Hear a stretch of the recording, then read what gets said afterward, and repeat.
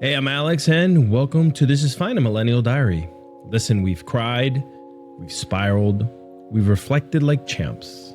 But now, it's time for something new. Welcome to Volume 4, The Digital Life Crisis. Now, in this chapter, we're looking at ways our screens, our phones, our feeds, our filters have quietly rewritten how we think, feel, and connect. We'll unpack things like why every notification gives us anxiety, how our relationships have become group chats, and why we're burnt out but still doom scrolling at 3 a.m. And well, how the algorithm somehow knows when we're sad, and it makes it even worse. It's about tech, but more than that, it's about us and what it means to be human in a hyper-connected world that still makes us feel isolated. Let's kick it off. You ever open your phone to reply to a message only to realize it's been 2 hours and you're watching someone make lasagna off in a log cabin? Yeah, I've been there.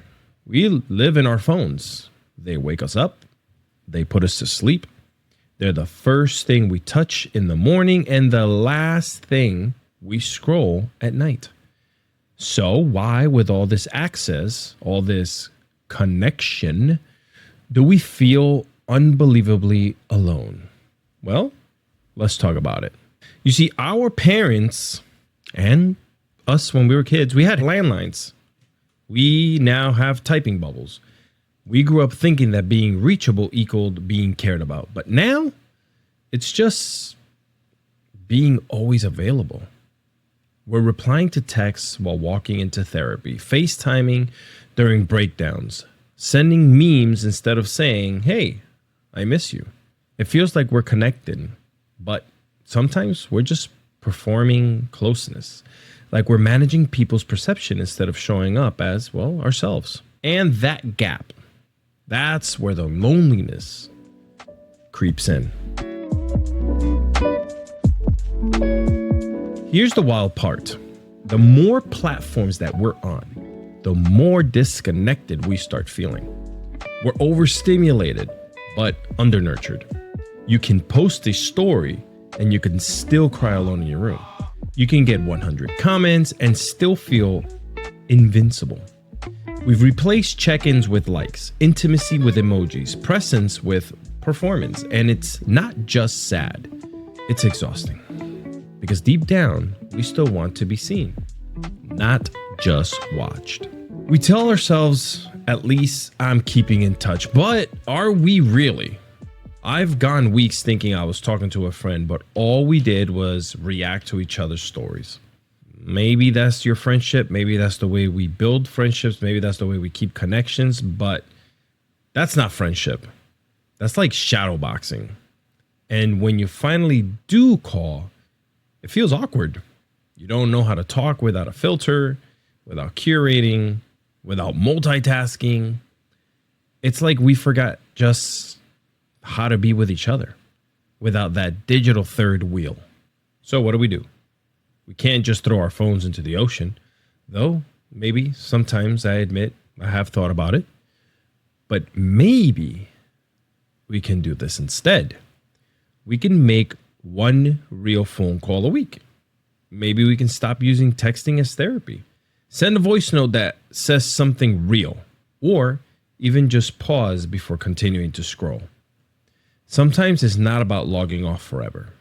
It's about logging back into your life. Maybe being a little bit more present, more intentional, and okay with missing a meme or something that was sent to you in exchange for something just a little bit deeper. Let's not forget, connection doesn't start with a signal. It starts with a moment.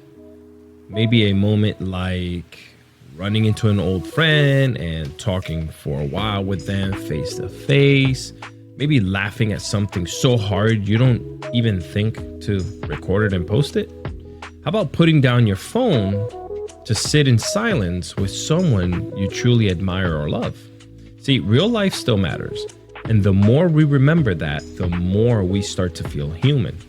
So yeah, maybe we can't fully escape our digital lives or our phones, but we can reclaim them. So let's answer the question. If we're more connected than ever, why do a lot of people just feel more alone than ever before? And I think it's because connection without presence isn't connection at all. Because knowing someone's birthday from Facebook isn't the same as checking in with them. Being online all the time isn't the same as being with someone. Friends, right now, right here in Volume 4, we're going to dig into all of it. The burnout, the obsession, the fear of missing out, and even bigger fear of logging off. On our next episode, Instagram versus reality versus me. And trust me, it's about to get personal. If this episode hit home with you, you know what to do. Hit up alexiscardoza.com for all the links, the socials, the support. Follow the podcast on Apple or Spotify. And if you're catching this on YouTube, hit that sub. Every click counts. Listen, we're not broken. We're just trying to feel connected again. And this is fine. Goodbye.